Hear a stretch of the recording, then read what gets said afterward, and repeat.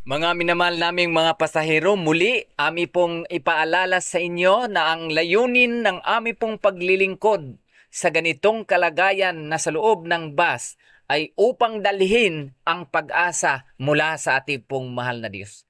At ang pag-asang ito, mga kaibigan at mga kapatid, dito ipinapakita ng ating mahal na Diyos ang kanyang pag-ibig, pagmamahal, pagmamalasakit sa bawat isa sa atin.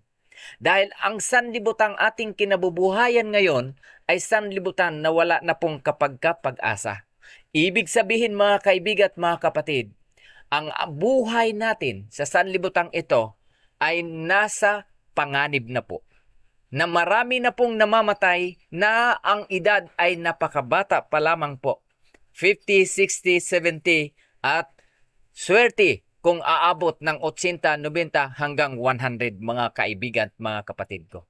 At ito ang nagpapatunay na tayo ay nasa panganib o mapanganib na panahon, mga kaibigan. At ito rin po ang sinabi ng banal na kasulatan sa sulat ni Apostol Timoteo.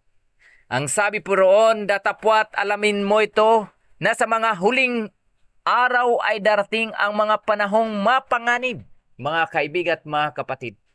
Totoo ang sulat ng banal na kasulatan na ang ating buhay ngayon ay mapanganib dahil nasa mga huling mga araw na po tayo.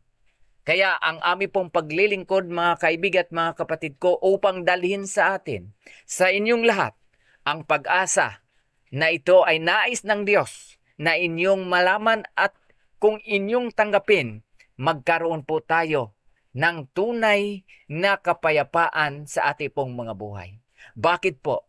Dahil sa panahon ng mapanganib, wala na pong kapayapaan sa ating mga kaisipan. Narito ang karanasan na puro pangamba dahil sa takot na ating pong nakikita na marami ang maaga nang namamatay.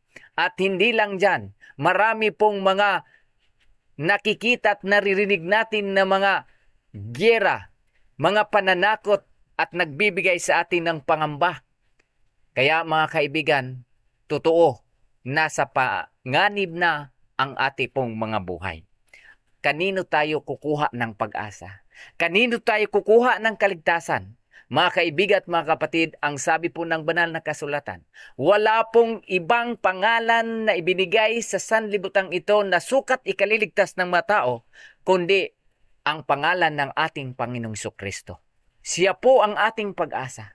Siya po ang ating kaligtasan. Siya po ang ating tunay na kapayapaan ng ating pong mga buhay. Kaya manumbalik po tayo sa ating pong mahal na Diyos.